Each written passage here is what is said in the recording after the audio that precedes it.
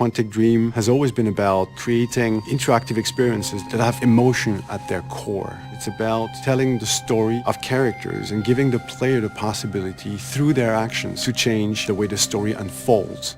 When I write my script, I have an idea of how I want the story to be played. So we try to render David's idea into a game and see with him if it matches what he had in mind. In case it doesn't, we go back to the writing stage and keep working until the result perfectly matches David's vision. What we try to do in Beyond is really an intuitive and immersive experience. So we created a very discreet user interface with only white dots on screen and very simple controls. Jody, where are you? We wanted to revisit the action system and go for something that would be more invisible and more intuitive to the player. We didn't want the interface to be a barrier. We wanted the player to focus on what he's doing on screen and not on how to do it. Ideally, the player will forget that he has a controller in his hand and will just jump into the screen. One of the major revolutions in Beyond is the way Jodie Holmes moves. Depending on the context, depending on your emotional state, you see the character of Jodie moving differently, walking differently, looking around differently. And most importantly, to give the player the feeling he's really in control of the character, he can do almost anything he wants to do.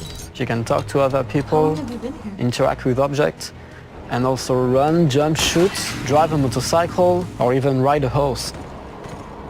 What was really challenging also is that the story goes on for 15 years of Jodie's life. When Jodie's a kid, for instance, you can do different things than when she's a teenager or an adult.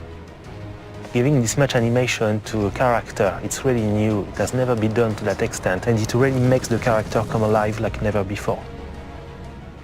We wanted to have these new mechanics with Aiden. I wanted to give this feeling of flying around and going through matter and through walls. So we started making some research on how ghosts would move or even a fish would swim underwater. We thought that using orbs is an interesting approach. It would give us this physicality that we need to interact with matter. It became really something natural to assign them to the two analog sticks and have to play with them, to focus them, or on the opposite, to split them apart.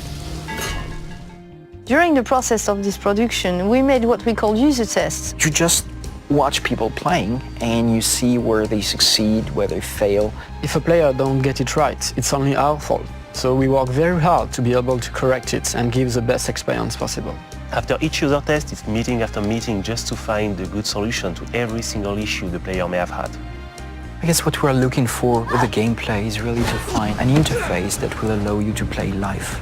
And we try to get closer and closer of the ideal interface where you don't think anymore, you just do it.